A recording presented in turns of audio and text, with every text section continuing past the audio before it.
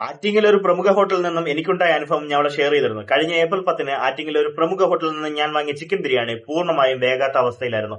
Free ആയിട്ട് കിട്ടിയെന്നുള്ളല്ലോ, cash എടുത്ത് വാങ്ങിയല്ലേ. എന്തായാലും തെളിവുകൾ സഹിതം ഞാൻ ഫുഡ് സേഫ്റ്റി പോർട്ടലിൽ ഒരു പരാതി നൽകിയിട്ടുണ്ടായിരുന്നു. പക്ഷെ ഇവിടെ ഒരു വലിയ പ്രശ്നം എന്താന്ന് വെച്ചാൽ, പരാതി നൽകിയിട്ട് 7 ദിവസങ്ങൾക്ക് ശേഷമാണ് പരിശോധന നടന്നത്. അതായത് ഏപ്രിൽ 10-ന് പരാതി നൽകി ഏപ്രിൽ 17-നാണ് പരിശോധന നടന്നത്.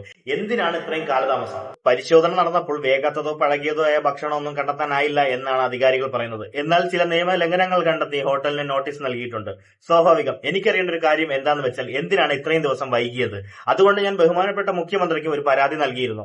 എന്തായാലും അതിനുള്ള മറുപടിയും ഭക്ഷ്യസുരക്ഷാ അസിസ്റ്റന്റ് കമ്മീഷണറുടെ ഓഫീസിൽ നിന്നും എനിക്ക് കിട്ടിയിട്ടുണ്ട്. ഭക്ഷ്യസുരക്ഷാ അസിസ്റ്റന്റ് കമ്മീഷണറുടെ ഓഫീസിൽ നിന്നും വന്ന മെയിലിൽ പറയുന്നത്, ഏപ്രിൽ 10-ന് പരാതി ലഭിച്ചുവെന്നും 11, 12 തീയതികളിൽ പൊതു അവധി ആയതിനാലും പരാതി അന്വേഷിക്കാൻ കഴിഞ്ഞിട്ടില്ല. തുടർന്ന് 13, 15, 16 തീയതികളിൽ VVIP ഡ്യൂട്ടി ഉണ്ടായിരുന്നത്രേ. അപ്പോൾ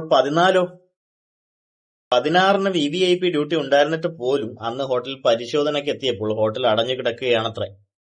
തുടർന്ന് ഏപ്രിൽ 17-ന് തുറന്നിരുന്ന സ്ഥാപനത്തിൽ പരിശോധന നടത്തി പഴകിയതോ വേകാത്തതോ ആയ ഭക്ഷണമൊന്നും കണ്ടെത്തിയിട്ടില്ല. പകരം മറ്റ് ന്യൂനതകൾക്ക് നോട്ടീസ് നൽകിയിട്ടുണ്ട്. ഇതാണ് അവര് നൽകിയ മറുപടി. എന്തായാലും ഇങ്ങനൊരു മറുപടി നൽകിയ തിരുവനന്തപുരം ഭക്ഷ്യസുരക്ഷാ അസിസ്റ്റന്റ് കമ്മീഷണർക്ക് എന്റെ ഹൃദയം നിറഞ്ഞ നന്ദി.